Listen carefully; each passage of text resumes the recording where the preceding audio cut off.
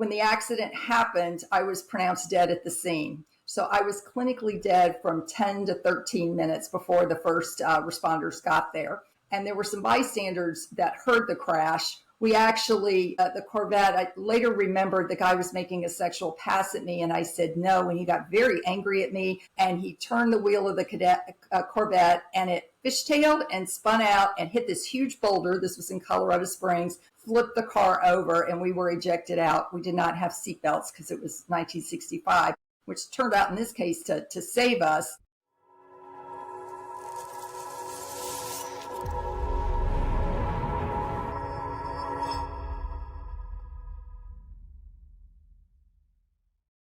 Welcome to the Light You Are podcast. Today's guest is Nicole Kerr. Nicole is an award-winning health and wellness expert and the author of You Are Deathless. Good morning.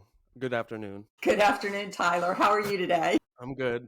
I'm waking up. Can you tell me, can we start with what life was like before your NDE? Absolutely. First of all, thank you for having me on your show. And I just want to give you a shout out to your book and how you are really honing in on a target audience of children that really need this message. And you did it in such a creative and passionate way. And I just really want to support you with continuing that effort because children really do need to understand and be able to deal with death. It's a concept that we're just in a death denial situation in our country. So not only do adults need to start addressing it, but we need to start addressing it with kids at a much younger age as well. So yes, let's get to what I was like before the accident. Well, first of all, it happened at 19. So I lived in the South, Jackson, Mississippi, raised very conservative, very religious. We actually went to the Lutheran Church and the Southern Baptist Church. So high buffet of religion was indoctrinated into all of us down there. And my dad was former military. He was at the Air Force Academy, then commissioned into the Marine Corps. So very much a very strict family. There were rules. In fact, my dad had his own 10 commandments, and that included never spending the night with anybody else. So just really very strict, controlling. We knew if we screwed up, we would be punished. Very rigid in that sense. So when I got out of high school, my dad had told me prior to that, you need to apply to the Air Force Academy, which at that time was just starting to accept women into the academy. This is for all the service academies. So I always was taught that my dad knows what's best for me. I never really individuated like most kids do around 6 and 7 and find their own path. I was always told you need to do this, you'd be great at that. So I was really shuffled into this channel of go to the military, get in the military. It's going to provide you a great career and you won't have to worry about debt and all this kind of stuff when you get out, and you'll have a great degree and you'll have all this experience. So I did it. I bought it and I applied. It's an arduous process. If anybody knows the process for getting into any of these military academies, did all the tests, I passed it. And so my high school principal called me out of class in May and said, Nicole, I got someone on the phone for you. And it was the representative from Mississippi who put in my nomination, and he called me from Washington and said, Nicole, you've been selected for the class of 1986. And Tyler, I just was in shock because I really didn't think I was going to get in. And now all of a sudden it was like, oh shit, I got to go. Now I have to go. So I did what I do, and that was suck it up and go. And I reported for boot camp. And I will tell you, the first day I was at the Air Force Academy, I knew my soul was in the wrong place. I just knew it. But in my family, failure is not an option. I don't know about you, but growing up, if you commit to something, you have to see it through no matter how much you want to quit. And I did that, and I persevered through the first year. It was hell. There's a lot of physical abuse that goes on, mental abuse, emotional, and sexual abuse, actually, that goes on. And I got through it somehow and started my sophomore year, and that is when we started the year off with a big squadron party, and I was getting a ride home back with a senior cadet, and he had a 1965 Corvette convertible. And so we were the last to leave this function, and he had been drinking at it and asked me if I wanted to stop and have a couple beers. Well, that was on my dad's rule list: no drinking, no alcohol, no smoking, no dating cadets. You know, he had all these rules that I was supposed to follow. So what's the fun of college if you can't do any of that? That's about rebelling, right? And not in his book. So I said, sure. So I got a ride home with this guy. And unfortunately, my memory came back of the crash 19 years after it happened. So it happened to me at age 19, Tyler. And I'm going to show you a picture. That is the 1965 red Corvette convertible Chevrolet. And you can see that's the passenger side. And it's completely mangled. And I will tell you what I remember. The only part of the crash, once I woke up in the ICU the next day in the hospital, the only part of the crash that I remembered was these white lights that I encountered when my body flew from that vehicle and flipped over, landed with its top down in a ditch. And I want to describe this light because your book is about the light you are. And that to me is the most common occurrence through most of these NDEs. When you start talking to people, you'll notice they all either hit this tunnel of white light. It's all about the light. And I express it this way, especially in my book, You Are Deathless. These rays of brilliant white light flooded me from all sides. And these streams of light cocooned me, wrapping every part of my being in a chrysalis of soothing waves. So instead of the pain of impact, I felt rocked and held. And that's an important point to point out to your audience. People often think that when you have a traumatic accident and die from it, that the person felt the pain. And I will tell you 99.9% of the time, they do not feel the pain. Your soul actually leaves your body before you hit the ground. And that's exactly what happened to me. My body, when my memory came out, I went butt up through the windshield of the car and I got stuck up there. And I remember crying out, oh my God, help me. I knew, Tyler, when I hit the ground that I was going to die. I just knew it.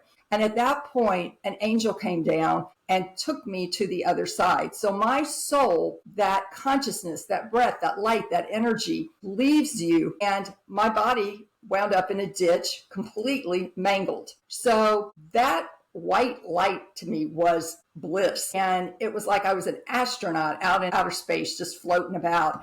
And I will tell you, that to me is the love of God. Okay. And I have had to go through 41 years, it's now been, of a spiritual transformative experience to understand what's happened to me and to completely change my concept of God and my belief systems that weren't serving me, to unravel those and undo them and to find healing, because we're all on a healing journey. So that in itself was like my crash. So I want to stop there and see if you have a question. Yeah, who do you think those light beings were? Do you know? Well, it's like the spiritual realm, there's millions and trillions of spiritual entities on that side to help us. There are angels, there are spirit guides, there are ancestors, there are all your pets. Okay, I do want to say that up front. Your pets have souls. So any organization, religion, or anything that says your pets don't have souls, that is just completely not true. Your pets do go over to the other side. In fact, pets come from the angelic realm, and they're here to help teach us unconditional love. And you think about it, Tyler, some people really never get unconditional love through humans. They only get it through their pets. So they're here to teach us, to expand our hearts, to open up love. And I'm sure all of you who have feathered friends and furry friends would completely agree with that. So they will be on the other side waiting for you. So don't forget that, please. I have a belief that anything with a brain or anything living has a soul. It has a part of a soul, some kind of soul. And Yeah. in Journey of Souls, it kind of covers that, where they were a rock.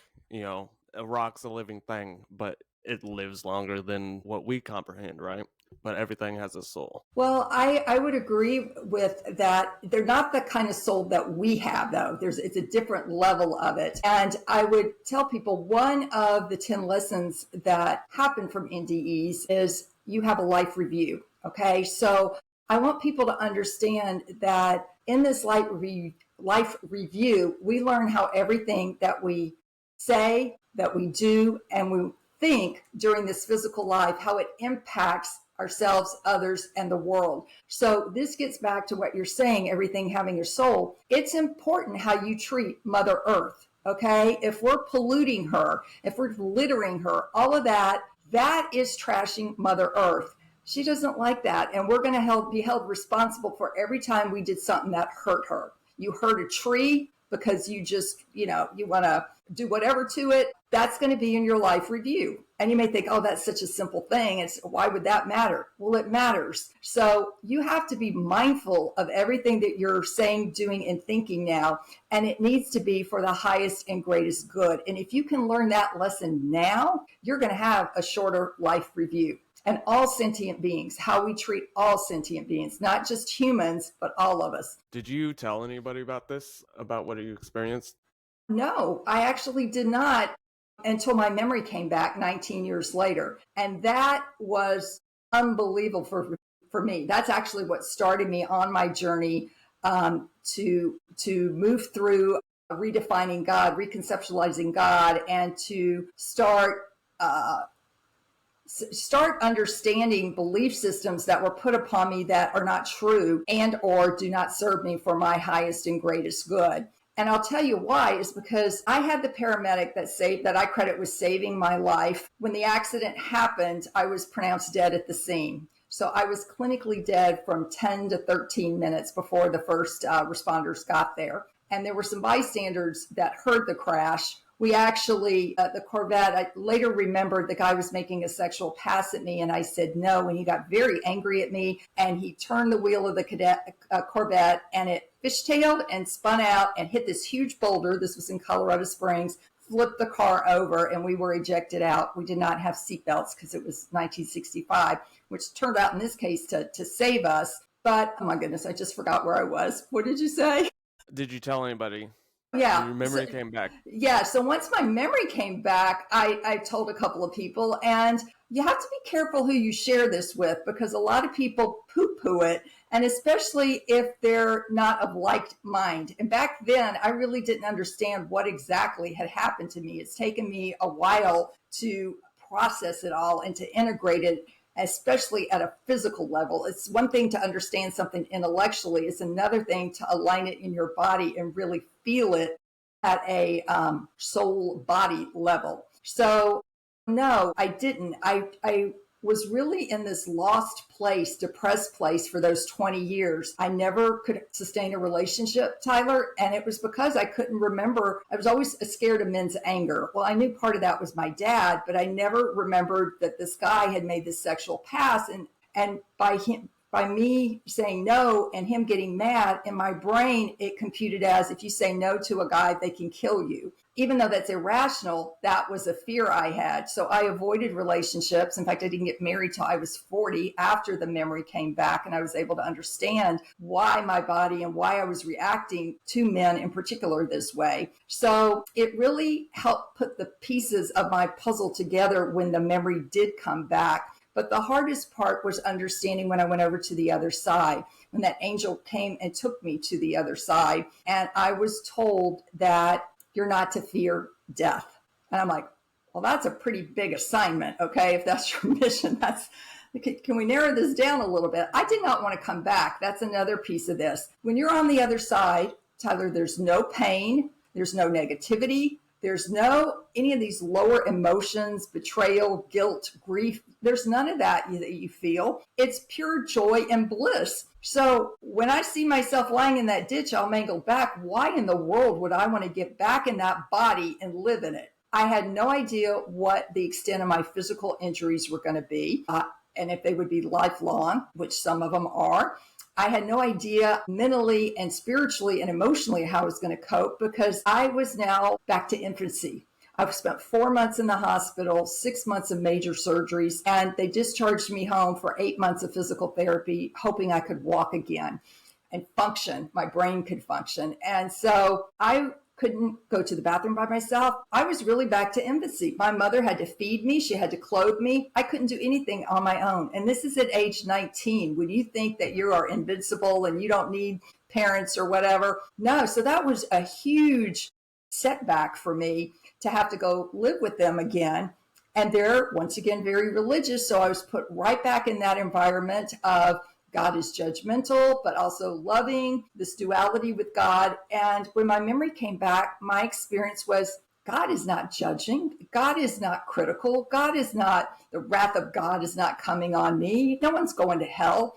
God is simply love. In fact, there's no beginning and no end to, quote, God, source, life force, whatever you want to call this creative intelligence, omnipresence, light energy, just, yeah, all of this that is, you just know that it's love and that there's no evil or bad or anything with this. And that's all man-made theory or belief systems that are put upon you to keep you in fear, because God is not about fear. God is about love. And it was completely upended my whole religious theological upbringing. I mean, and we were like branded into that of what God is and what God isn't. So to start questioning that, oh my God, I was a hypocrite. I was all these things. And to this day, my family of origin still believes in that religion and that concept of God. And they don't believe me, Tyler. They don't believe my experience. They don't believe God is just love. They think you're going to be judged once you die. And I'm like, there is no judgment on the other side. You think about this, bad and good. Those are words that we created here on earth in order to evaluate ourselves and other people. On the other side, it doesn't exist because everything is beyond bliss. It's all awesome and good. So we don't need the polarity of bad to judge. But that life review is important. So you do have to hold yourself accountable to what you are doing and what you are saying and what you are thinking and how you're treating others. That is vitally important. So no, you're not going to be judged. I think one of the worst things that we can do to ourselves, Tyler, is to judge ourselves. We are shaming yourself, and shaming other people. And if we could get out of judgment, we could get to love, and therefore we could get to peace. But as long as we're judging, we don't get to peace within ourselves or others. And you can see this right now in the world, and especially in the United States. There is so much judgment going on. Where is the love? Well, you can't do it when you're busy judging. I got a couple questions. Did you remember come back through healing? No, actually through coffee at Starbucks. Hell yeah. So I was working at the Centers for Disease Control and Prevention because I went into the health field after the car crash because I had so many health problems. So I thought I'd go into health. And I was going to work one day, stopped at Starbucks, got my usual caffeination drink, and got back in my car and started to drive. And all of a sudden, Tyler, I got all of this memory, this chunk of memory just started playing out. And I pulled over and I was like, oh my God, what is happening to me? I could see myself sitting in the passenger seat, exactly how my feet were up on the dashboard. I could see me going through the dashboard. I mean, it was like everything was unfolding for me like I was back 19 years ago. So I did not go to work. I drove over to my chiropractor, my body healer, and he didn't have an opening. And I said, I'm sitting here on your floor until you can work me in because I am freaked out. I don't understand what's happening to me. And he said, Nicole, these are repressed memories. I said, what do you mean repressed memories? He goes, your body stores these memories and you have not felt safe enough to allow these memories to come forward. So this happens a lot with trauma. And I talk a lot about trauma in my book because that's really important, especially people that have NDEs. There's a whole trauma component that you actually have to process and work through. And I will tell you that session with my body healer, half of the memory came back, like going through the car. And then once I got up into the air, my memory froze. And he said, Nicole, go home, lay down, just be really gentle and loving to yourself, and the rest of the memory will come. And sure enough, the next night it did. And it was me going to the other side, being in heaven, if that's what you want to call the other side. There are dimensions to the other side. But you're in this beautiful space and there are angels or spirit guides, all of that floating around. And I kind of say it's like Casper the Friendly Ghost. These beings have forms so you can see the form, but they're translucent so you could see through them. And they don't have eyes like we have eyes, because our eyes only have about 40% variation. We can see probably out 40 degrees in terms of our angles. On the other side, in this state, you can actually see 360 degrees and in the future and behind. So you see it all at one time. It's actually pretty cool. And on the other side, there are colors that we don't even have down here. You know, I talk about all the colors in the Crayola color kit that you get. There's so many more colors on the other side.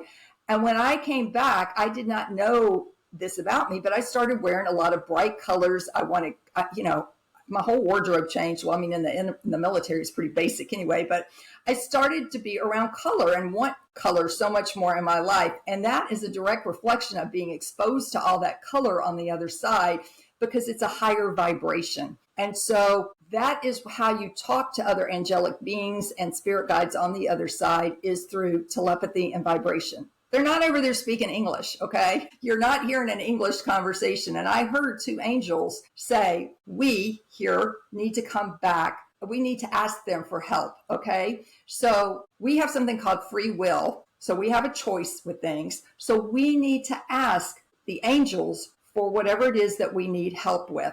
And that is a relationship that you have to develop with angels, spirit guides, your ancestors on the other side. I will tell you that all of us at least have at least one or more what I call guardian angels. Some people may call them birth angels, but they are with you from the time you're born to the time that you go to the other side. And when I said, oh my God, help me, that is when one of my guardian angels, and I have two, I now know their names, Seraphina and Victoria. Seraphina came down and took me to the other side. So they do this to help you. And if it's not your time, Tyler, it's not your time, because they put me back in my body and I woke up in the ICU and I was hooked on to so many IVs and monitors and I was in so much pain. And I was like, oh my gosh, why am I back? And then 19 years later, the memory comes back and I know what my mission is, that I need to help people and tell people not to be afraid of death. And also on the other side is just, we are all love and we are all this one consciousness. Did you get the choice to come back, or did they tell you that it's not? They told me that I had to go back. Yeah, I didn't get a choice. Some people do. I did not. All right. You sent me, I'm going to share the screen. You sent me, first of all, have you spoken at the IANDS conferences, or are you going to be at the IANDS conference in August? I went 2 years ago. I was selling my book there and participated in it and really enjoyed it when it was in Washington, D.C. I'm not sure if I'm going this year or not. I actually got long COVID because of my crash. I've had a lot of medical and health issues my entire adulthood. And unfortunately, when I got COVID on a cruise ship last year and have gotten long COVID as a result. So if my energy is better, I really want to go. It's a great conference. I'd love to go to someday. Yeah. So these 10 lessons come from IANDS. This is a collection of data that they synthesized and came up with the 10 common lessons from NDEs. And I can verify that every single one of them was an experience that I can say, yep. And the first one is we don't die. Okay. Yes, we physically die, but our soul, that consciousness, that energy, that light that goes on from us, it continues to live. That is what is evolving. That's what you're here for, is your soul's evolutionary journey. Number 2, love is all that matters and is the source of all that exists. I just said that that's the main theme on the other side, love and this, that we're all one consciousness. We are having a hard time as humans getting that message, Tyler. I don't know why.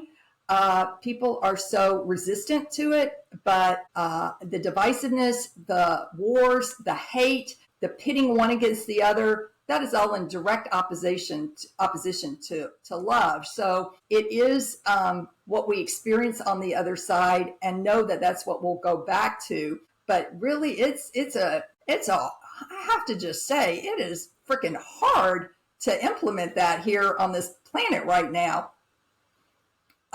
We're all connected. Before we continue, can you first of all tell us what IANDS is, and then tell us what the conference is about? Absolutely. It's the International Association of Near-Death Studies. And they meet once a year, and it is international. And it is a group of people that get together that have had either out-of-body experiences, OBEs, near-death experiences, like myself, I actually want to call it BFD, back from death, because there's many of us that have been pronounced clinically dead. In fact, the paramedic that saved me won the Phoenix Award in Colorado, which is given to first responders that can demonstrate that they actually revived someone who was clinically dead. So they have that all documented. So yeah, and people that are just interested in hearing these kind of stories. They usually bring in keynote speakers. Everyone this year, they're going to have Carolyn Mace as one of them. She did Anatomy of the Soul. You're going to have Bruce Grayson, who is one of the leading researchers in NDEs. And really, he refers to the term NDE as this mystical, profound experience that people report when they're close to death or they actually experience death. He'll be one of the presenters as well. You can go online to their website and get more information, but they're a great organization. They do a lot of research as well, hence these lessons, which are so important, because if you can start implementing these lessons in your life now, you don't need to have a near-death experience, because this is what the messages are. This is what we came back to tell people is this. So we have a responsibility, if we've been on the other side, to come back and share this to help people raise their awareness, their vibration, their consciousness, their evolution of something greater than themselves, and to understand that they don't need to be afraid of going back home. Where's the conference at? This year it's in Chicago. Yeah. Also, you can attend online. It's 2 day. It's a weekend long 2-day event. Yeah. Right. Also, IANDS.org. .org. Yeah. Yeah. It's a source of people's stories, and it's categorized. Tell me if I'm wrong. It's categorized, with hellish experiences, out-of-body experiences. It's categorized so you can find certain themes or stories, and it's just organized so you can find all kinds of stories. It's a great organization. I highly recommend it. It's a great source for anybody. Absolutely. There's a lot of especially for readers, scientific information in there as well, because Raymond Moody, who is like the granddaddy of near-death experiences, he has, after 50 years of research, he says he can now prove that they actually do happen. It's not hallucinogenics. It's not brain alterations. It's actually a spiritual experience that happens with people when their soul leaves them. So it's just a fantastic resource. And this is a big one because it's Moody's 50th anniversary of, I believe, his first book. And so it's a big celebration for him, which is huge because Moody coined the term near-death experience. That's correct. Yeah. Thank you, Dr. Moody. Let's keep going. Okay, the third one is everyone and everything is connected. So, you always hear the 6 degrees of separation and all that kind of stuff. Well, we all are connected, and that is important in terms of how you're treating everyone. And that's why that life review is so important, because we all are connected. We're connected to Mother Earth. We're connected to our animals. We're connected to reptiles. We're connected to all of this, and to outer space, to the galactic, world, to all of that. We're all connected. So it's important when you do something to someone else, you're actually doing it to yourself in that life review. So be mindful of that in terms of how you're treating someone. 4, loving ourselves and others is the most important thing we can do. And remember, love is not just an emotion, Tyler. It's an energy. And that is what you captured in your little teardrop of light as well, is that, that energy part of it, the light. 5, we are more than our physical body and brain. I touched on that. It's about our soul. 6, we're never alone. This is really important because people have this fear about dying alone. And especially during COVID, when a lot of people did physically die alone, people were very upset. It's caused a lot of anxiety, depression, and grief around this. But if we understand we're spiritual beings, also human, but the spiritual part of us is never alone. We always have access to our guides, our angels, all the trillions of people or entities on the other side. We're not alone. We can just ask our angels for help, even if it's a parking space. I know people laugh at me about that, but Tyler, every time I ask for help, I get a parking space. No kidding. And they know that we're doubtful. So put them to the test, ask them for help, and then ask them to demonstrate it, validate it for you. So understand when you die, you have these entities that start showing up as you're transitioning. That's why you'll see people as they are starting to die, they start reaching out and grasping at things, and they are in and out of the spiritual realm. It's not their morphine, it's not the drug. They are actually, 1 minute they're on the spiritual side, then they're back in their bodies. They're in and out of that. So you will have your mom and dad and your loved ones meet you. They will start coming in. Angels will start coming in. So you're never alone. And I really hope people can hear that. You don't need a physical person necessarily to be with you as you are passing. In fact, a lot of people pass when there's nobody in the room. They're waiting for everybody to leave so that they can die. We're not judged. I talked about that earlier. So please don't judge yourself. Don't should yourself. Take should out of your vocabulary, okay? And don't judge others. I mean, it is hard in our human form not to do that, but be mindful when you're doing it. Number 8, our true selves are perfect and we are loved more than we can fathom. Okay, we all get something called spiritual amnesia.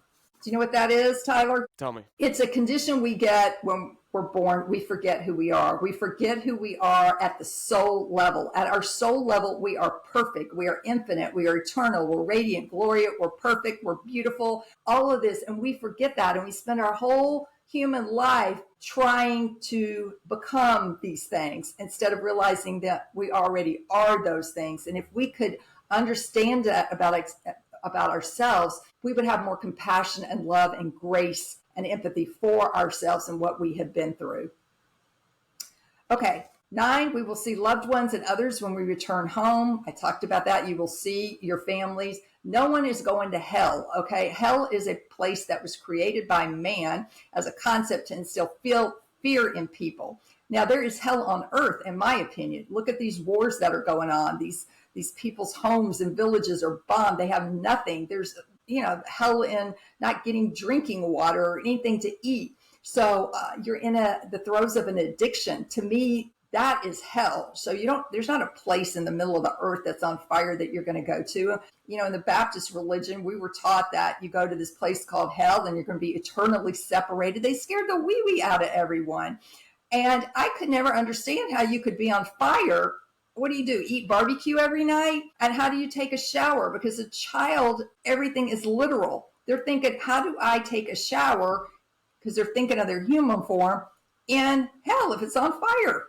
Things like that doesn't make sense. Well, their little brains back then actually were on the right path. It doesn't make sense. And it's because it's just not true. And then the last one is the life review. So understand you will have this when you get to the other side. And some of us are going to be in that life review a lot longer than others. Hell is a mindset. Yep. It's not a place. Yep. Would you say? Yeah, well, it can be a place, but I think places where there's war and the place is totally devastated and these people have nothing, that to me is a form of hell, especially when in another country, they're throwing away food and they're living in air condition and they have all these modern conveniences that they keep, they keep being negative about, complaining about. It's like, wow, who are we to complain when we have so much and some countries have nothing or so little? It's understanding that bigger, having empathy, having sympathy, and that's coming back. It cracks people open that have been to the other side in terms of transformation because you come back different. You are not that same person who you were before that crash happened or before whatever happened that had caused you to have the NDE. Did you get a life review? No, actually, I did not. And I'll tell you why I didn't is because my guide said that I'd been a people pleaser, a parent pleaser my whole life. I did everything that I was told to do. Okay. And so in that life review, it would have been, this is what was put onto you because you were in fear of what the punishment from God and from your parents. And that I didn't need it at that particular time, but that I was going to have, an amendment to my soul contract. Okay. Or my soul agreement that I came in with. So I was going to amend that agreement and go in a different direction, which is what I have done. Can we talk about your book? Absolutely. I love talking about my book. Here it is. I'll show it to you. You Are Deathless. Okay. A near-death experience that taught me how to fully live life and not fear death. And can you see my credentials up there? Do you know what this one is, Tyler? BT. I cannot. It's kind of blurry. Is that better? Been there, done that. DT. Been there, done that. There you go. Okay. So people are like, you put that on your book? I said, I absolutely did, because there's no school that you go through to get a degree in near-death experiences. It is totally experiential. And what I have gone through and what I have synthesized over the last 41 years to get to where I am, yeah, I can say I've been there and done that. And that is a credential. And same thing even with my dietetic. I'm a registered dietitian nutritionist. And I will tell people, I had my own eating issues. I had an eating disorder because I didn't get mental health help after the crash, because my parents told the doctor that Jesus was my psychiatrist and Jesus was going to fix me. And guess what? Jesus never came down and sat on the sofa and said, Nicole, let's talk about your trauma. And as a result, if you don't treat trauma and deal with these trauma wounds, your body will adapt in a negative way. And mine did with compulsive overeating, unfortunately, which stayed with me for 20 years until the crash, and 20 years until my memory came back of the crash. So yeah, unfortunately, that was a hard one. Did you come back with healing gifts like others do? I think we all have healing gifts. I think those of us that experience it on the other side may be able to access them faster because we're not scared of them as much as some people may be here. How do you deal with skeptics? I don't try to convince anybody anymore. I tried that with my family, and guess what? You can't compete with their religious belief systems. I think that, I'm a scientist as well, and that's what I try to do in my book, is balance some of the science with my experience. But there's 5 phases of change: pre-contemplation, contemplation, preparation, and action. I've skipped one of them, but anyway, if you're in preparation of something, you don't even bother with those people. They're not going to move. People have to be contemplating an idea or preparing for something in order to be able to move them to a different place. And unfortunately, people have to experience things their own way. It doesn't matter that I can tell them this. They have to experience it for themselves. So what I and other people that are sharing their stories are hoping to convey is these lessons that you can start doing now to start evolving and becoming more aware of who you are at the soul level and aligning with that, and realizing that you were born here to be a light in this time, because there is a lot of darkness. This light is coming through the cracks of things, and things are crumbling. Old institutions, old ways of being, they're starting to crumble, which is so needed in our world to balance us out, because it's very imbalanced right now. And we have work to do. And so you have to become aware and evolved and look at these beliefs that you were raised with and check it out. Were they generational beliefs that are just handed down to you and you're just accepting them because your parents accepted them and their grandparents? Or are you able to go, wait a minute, why would a God do something destructive? People say God causes war. I said, man causes war. So start really use your mind and your experiences and start figuring this out for yourself about what you believe and what you don't believe and what you want to align with in life versus someone else. I think we're going to start wrapping this up. I want to ask you a couple questions I ask everyone. Okay. What is your definition of the meaning of life? Wow, that's a big, powerful question, Tyler. The meaning of life is to go through this life to experience what we signed up to experience and learn in this lifetime. So all of the ups and downs are all here on this healing journey. Every single one of us is going to have these ups and downs, and to be able to go up and down without the big valleys and the big spikes. So life is more like this, the flow, and to be able to move through it in a more peaceful way is, to me, the more meaning of life. But to really get those lessons this incarnation of our soul. If you had one last message for the world, what would it be? Oh my goodness, world, if we could just learn to love ourselves first and foremost, and then love one another. That to me is the most important thing. And you have to start with yourself. So start taking the shoulds out of your vocabulary right now and start raising your awareness and vibration with all this information that's out there to follow your path. And how and where can people reach out to you? Okay, you can reach me on my website, www.nicolekerr.com. I have a contact page there. My book is on Amazon, Barnes & Noble. You can get it at your independent bookstore. It's called You Are Deathless.